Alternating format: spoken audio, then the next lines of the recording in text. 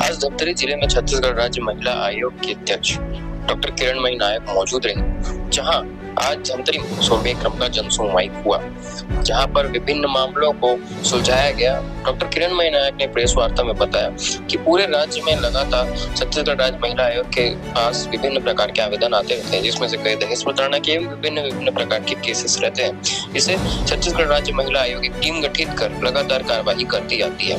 इसी क्रम में धमतरी में भी कुछ आवेदन हमें प्राप्त हुए। उन्होंने आगे बताया कि धमतरी में भी विभिन्न मामले हमें प्राप्त हुए थे, जिसमें से कई मामलों को त्वरित कार्यवाही करते हुए संज्ञान में लिया गया। कुछ मामले नोटिस पर ही पहले ही समाप्त हो गए थे, जिसका हल आज निकाला गया।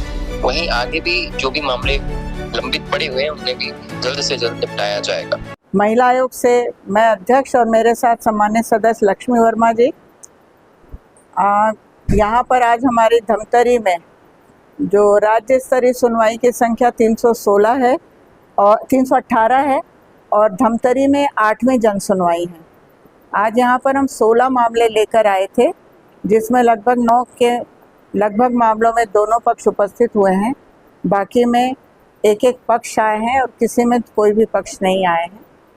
आज जितनी सुनवाई हुई है उसमें सबसे महत्वपूर्ण यदि कहा जाए तो एक सामाजिक बहिष्कार समाप्ति का मामला हुआ है, जिसमें आवेदिका ने स्वयं कहा कि उसका बहिष्कार समाप्त कर दिया, कल ही समाप्त किया है।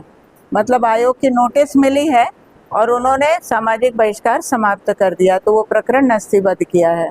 एक प्रकरण में आवेदिका का दहेज का प्रकरण है, सॉल्व हो गया है, उसे 80,000 रुपये मिल गए हैं और उनके बीच में म्यूचुअल डिवोर्स का प्रकरण चल रहा है, इसलिए वो भी प्रकरण नस्तीबद्ध किया गया है। एक लेडी आपस में सुलह से रह रही है, पर वो चाहती है कि उसके प्रकरण की नियमित निगरानी हो और फिर पति उसके साथ दुर्व्यवहार ना करे, तो ये प्रकरण प्रोटेक्शन ऑफिसर शर्मा को दिया गया है कि उनका राजीनामा स्टाम्प पर बनवाए और उनकी नियमित निगरानी करे। एक लड़की आई थी, हालांकि ये मामला थोड़ा सा लीक से हटकर है कि वो पॉक्सो की विक्टिम थी, उसका एक बच्चा हो गया है 1.5 साल की उम्र का। अनावेदक जो है वो 40-44 साल का है।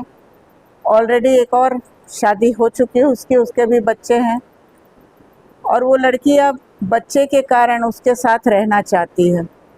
तो लीगली तो हम दूसरी पत्नी को रखने की बात नहीं कह सकते हैं, पर उसने मेंटेनेंस देना कबूल किया 4,500 रुपये, तो वो कम है कहा, तो उसे 2,500 रुपये बच्चे के लिए और मेंटेनेंस देने के लिए कहा है और उस लड़की की ज़िंदगी में वो दखलंदाजी ना करे। इसको भी हमने प्रोटेक्शन ऑफिसर से कहा है कि उनकी नियमित निगरानी करे ताकि वो उस महिला को तंग ना करे और वो अपना और अपने बच्चे की परवरिश कर सकती है। अभी एक बुजुर्ग दंपत्ति आए थे, बेटा बहू ने माँ को निकाल दिया है और माँ को अपनी माँ से संपत्ति मिली रायपुर में, वह उसको बेचना भी चाहती है और यहाँ भी हक रखना चाहती है और उस घर का रिपेयर के लिए उसे पैसे भी चाहिए। तो उसके हस्बैंड ने कहा है कि मैं 2 लाख रुपए से अभी दूंगा, तो हम उसका वेट कर रहे हैं। यदि वो ले आता है तो एक बड़ी कार्रवाई होगी यहाँ पर धमतरी के मामलों में कि पति के द्वारा पत्नी को 2 लाख रुपए दिए जाएंगे और अभी उनके बीच ऐसा कोई विवाद भी नहीं है और वो इसी बात से परेशान थे कि मुझे आयोग में घसीटा गया है, तो सुलहनामा उनका रेडी हो जाएगा।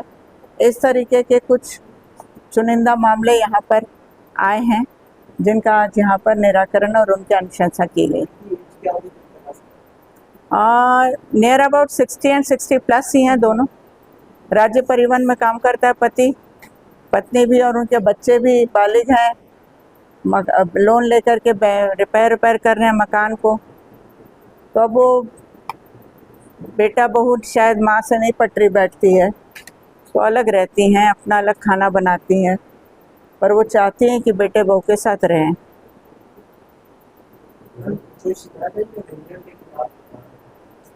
अभी तक तो नहीं आई। आज एक बल्कि वहाँ सुबह मिलने वाले आए थे, वो कह रहे थे कि हम एक आवेदन देंगे, पर अभी तक वो आए नहीं। रेंजर का तो नाम नहीं लिया था मेरे सामने। सबसे ज़्यादा समस्याएं कौन से रायपुर में, वो इसलिए कि ऑल ओवर छत्तीसगढ़ में जितने मामले हैं उसमें से लगभग आधे मामले रायपुर जिले के होते हैं और उसकी वजह ये भी है कि जैसे अभी हमने एक केस को रायपुर ट्रांसफ़र किया है, कई मामले ऐसे होते हैं जिनमें जल्दी सुनवाई की ज़रूरत है, और यहाँ पर हम धमतरी में ऑन एन एवरेज 8 महीने में एक बार आ पाते हैं या कई बार साल में एक बार आ पाते हैं। तो यदि अनावेदक नहीं आता है तो आवेदिका को निराश होना पड़ता है। इसलिए हम लोग उनको सलाह देते हैं कि रायपुर आ जाइए। तो रायपुर में नियमित हर महीने 5 से 6 दिन की सुनवाई होती ही है, और वहाँ पर जो हमारी चिट्ठियाँ जाती हैं तो एसपी सब भेज भी देते हैं पक्षकारों को पकड़ के। तो इसलिए रायपुर में सुनवाई की संख्या ज़्यादा है।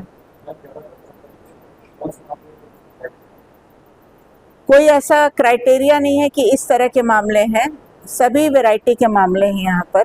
क्योंकि अभी जैसे कहा कि दहेज का भी मामला था, सामाजिक बहिष्कार का भी मामला था, पति पत्नी के भी मामले हैं, मेंटेनेंस के मामले हैं, तो वेरिएशन जो है वो यहाँ पर है।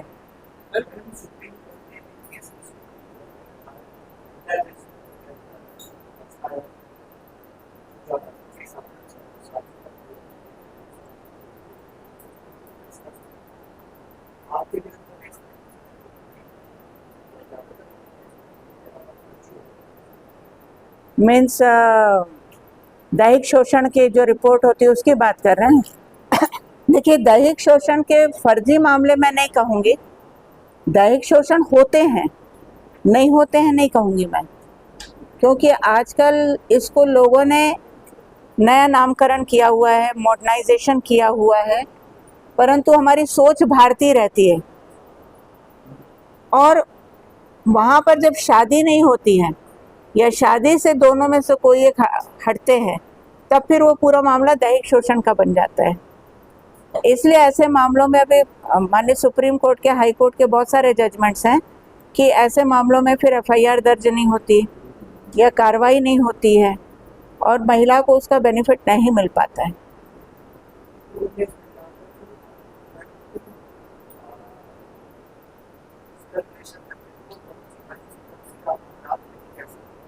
एग्जैक्टली, क्योंकि पहले जो धारा 376 कहते थे रेप का ऑफेंस, उसमें हम लोगों ने कई साल वकालत किया हुआ है।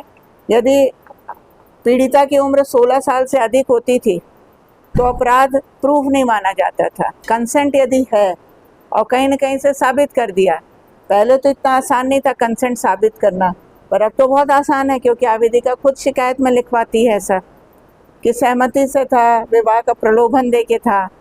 पर 1 बार, 2 बार, 3 बार हो सकता है प्रलोभन, 2 साल, 3 साल, 6 साल तक नहीं हो सकता प्रलोभन।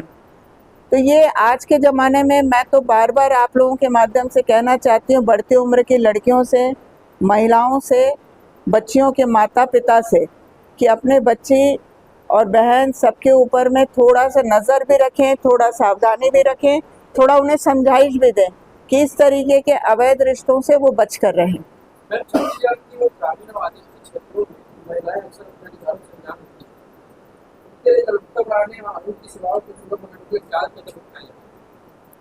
ऐसा देखिए, जो आपका कहना है कि बस्तर जैसे एरिया में महिलाएं जागरूक नहीं रहती, मैं कहती हूँ ज़्यादा जागरूक है महिलाएं।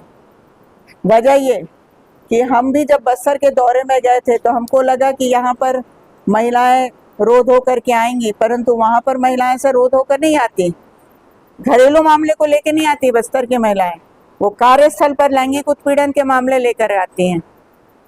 वहाँ पर चूँकि किसी किसी जगह प्रथा में है 2, 3, 4 पत्नियों का वहाँ पे चलन है, ट्रेंड है, तो उनके लिए वो कोई ऑब्जेक्शनेबल चीज़ नहीं है, इसलिए वो उसकी शिकायत नहीं करती हैं। परंतु वेरिएशन बहुत है। हम बीजापुर भी गए, नारायणपुर भी गए, वहाँ में कोई पारिवारिक जो पति पत्नी के मामले नहीं मिले, अलग अलग कैटेगरी के मामले मिले हैं। इसलिए हम उन्हें कम पढ़े लिखे या जागरूक नहीं है नहीं कह सकते हैं। जागरूकता का स्तर हर लेवल पर है और बस्तर में काफ़ी एडवांस्ड है महिलाएं।